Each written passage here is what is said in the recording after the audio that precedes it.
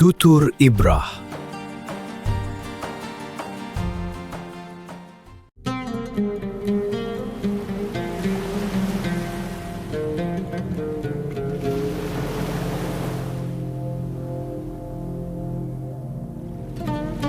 Di tepian sejarah, laut menyimpan rahasia yang tak pernah ia lupakan.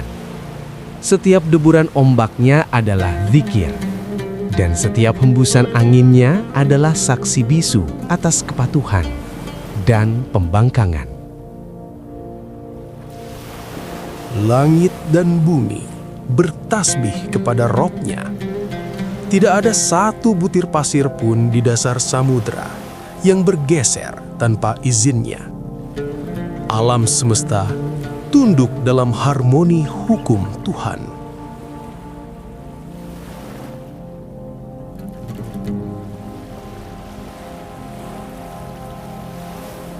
Ini bukan sekedar dongeng pengantar tidur. Ini adalah lembaran hitam yang tersimpan rapat dalam kitab suci. Sebuah peringatan keras yang melintasi ribuan tahun, ditujukan bagi hati yang mulai lalai.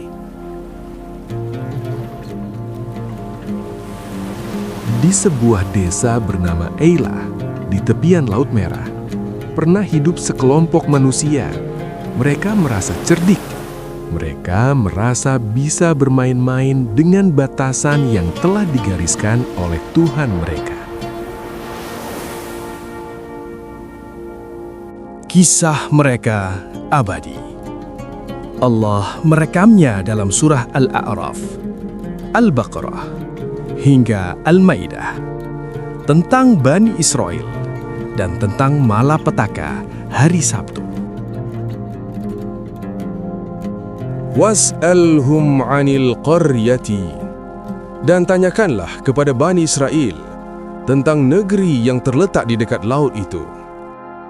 Hari itu adalah hari ketika kesabaran ilahi mencapai batasnya. Hari ketika manusia menanggalkan kemuliaannya dan memilih jalan kehinaan yang kekal. Mereka adalah kaum yang diberkahi dengan keahlian melaut. Kehidupan mereka berdenyut seiring pasang surut air. Rezeki mereka terhampar di luasnya samudra. Namun, setiap nikmat datang bersama ujian. Allah menetapkan satu syariat khusus bagi mereka melalui lisan Nabi Musa. Hari Sabtu atau hari Sabat adalah hari suci, hari untuk menahan diri, hari untuk menyembah semata.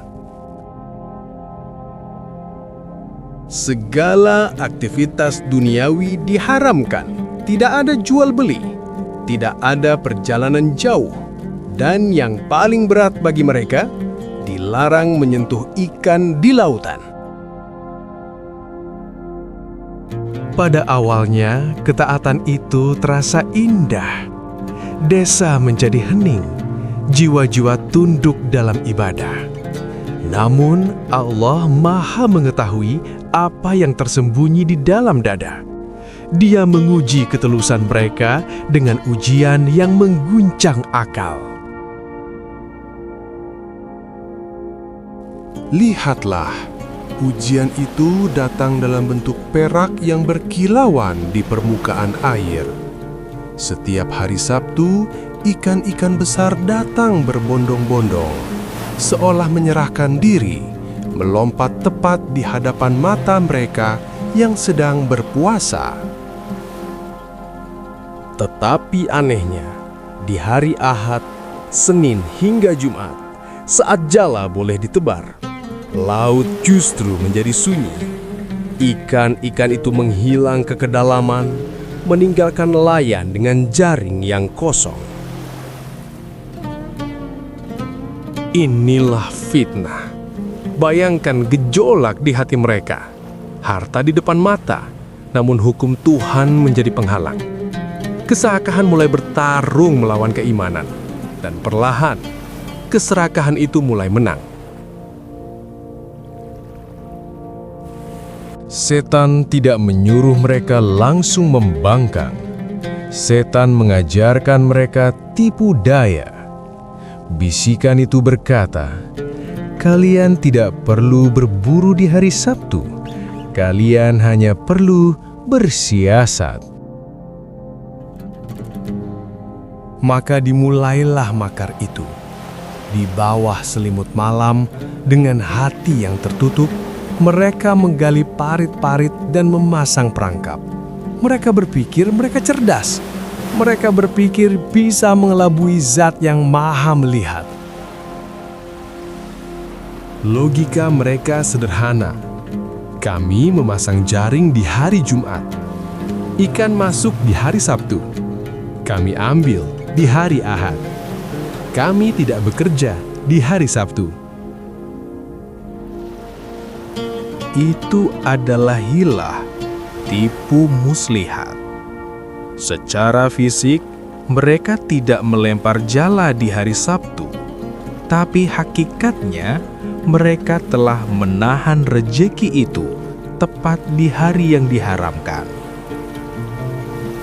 Sabtu pagi tiba. Sesuai janji Allah, ikan-ikan itu datang menyerahkan diri.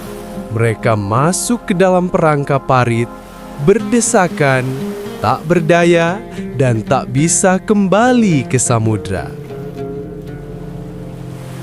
Perhatikan senyum di wajah mereka. Itu adalah senyum kesombongan.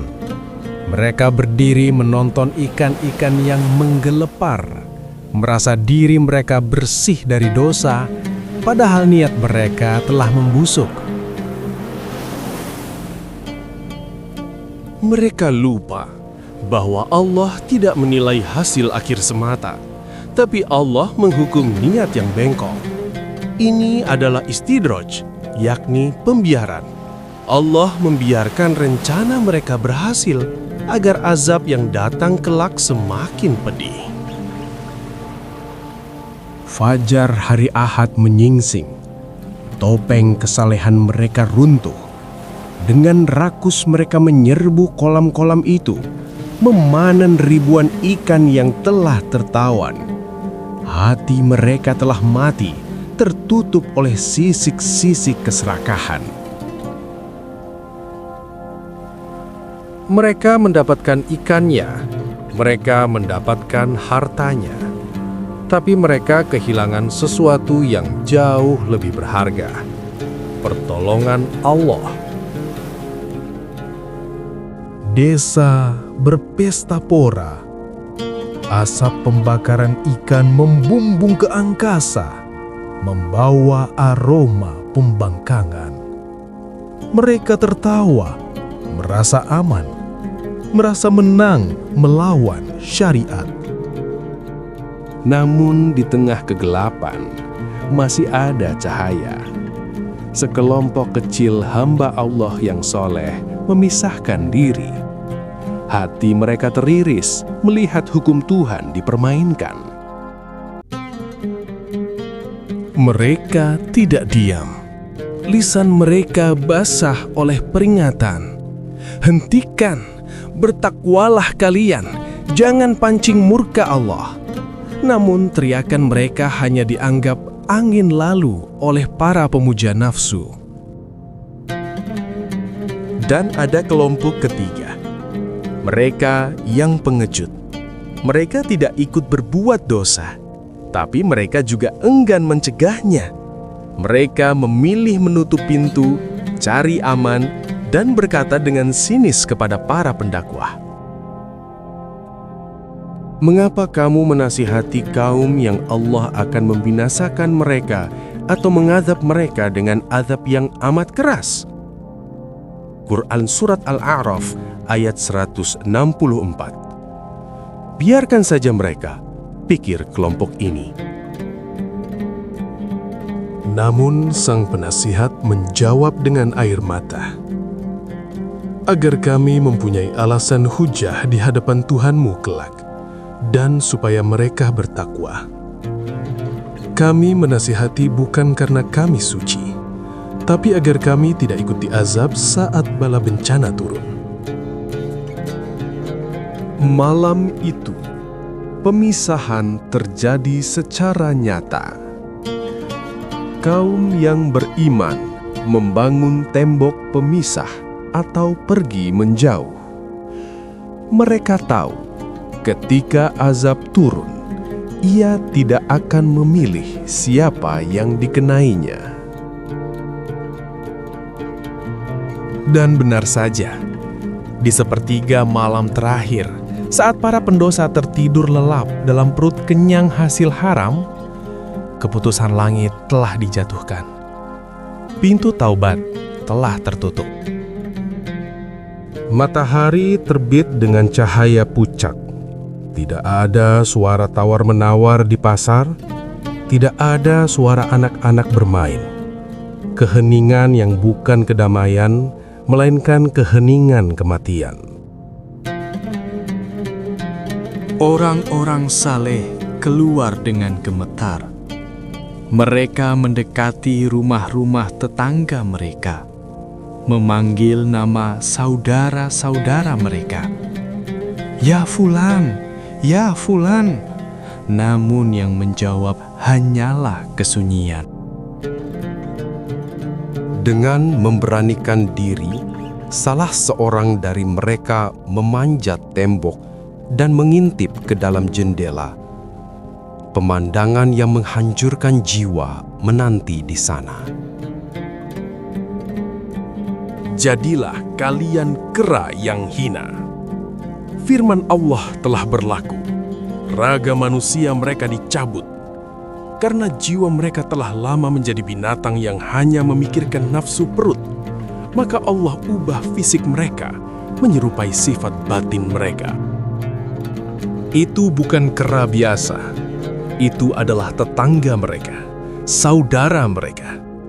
Menurut para ahli tafsir, kera-kera itu masih memiliki akal manusia. Mereka mengenali kerabatnya. Mereka menangis, air mata mengalir dari mata yang penuh penyesalan, tapi lisan mereka terkunci selamanya. Ketakutan melanda jiwa orang-orang beriman.